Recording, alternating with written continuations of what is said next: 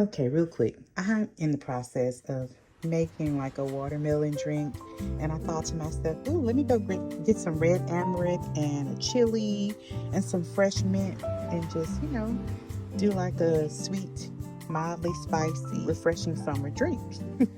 And this is why it's so important to clean your produce. I always soak them in cold water with some vinegar, regular white distilled vinegar. I mean, any kind of vinegar will do, but white distill is cheapest. But the thing about it, you can't leave it too long. But I say that to say, vinegar gets the job done because any creepy crawlies will come a-floating.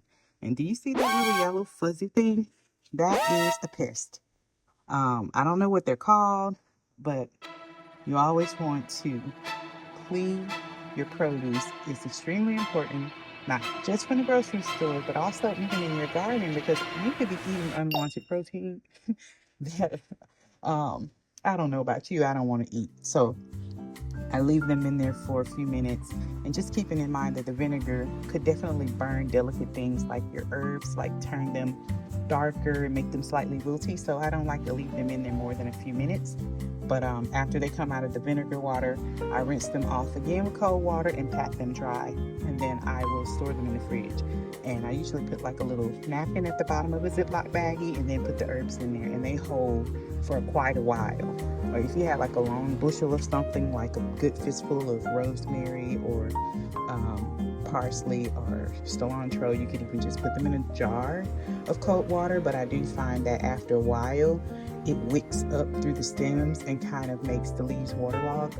So I prefer to do the napkin and bag method, or I may take the napkin after I dried them and put it at the base of the stems and wrap the whole bundle in plastic wrap just to keep the moisture in and those leaves vibrant and keep them from getting wilted. Just a little food for thought. I just wanted to show you this. Like, I'm just making my watermelon drink. Please, disregard the kitchen. I'm about to make frittata.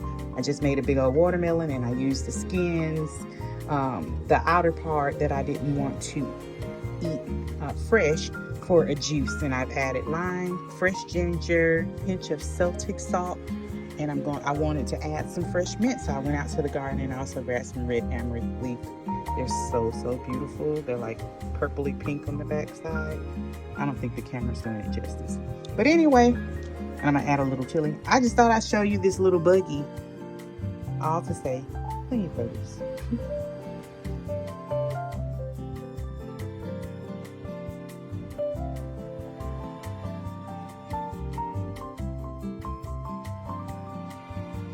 Make sure you always thoroughly check the back of your leaves to avoid eating unwanted critters. Enjoy. It's real tiny, but I grew this from a watermelon seed we saved from a watermelon fruit we bought from the store, so I'm thinking that might be why it's so tiny. The clip that I just showed is a great example of imperfect produce to use up in a recipe like this. Just cut it up, juice it, and make it taste yummy.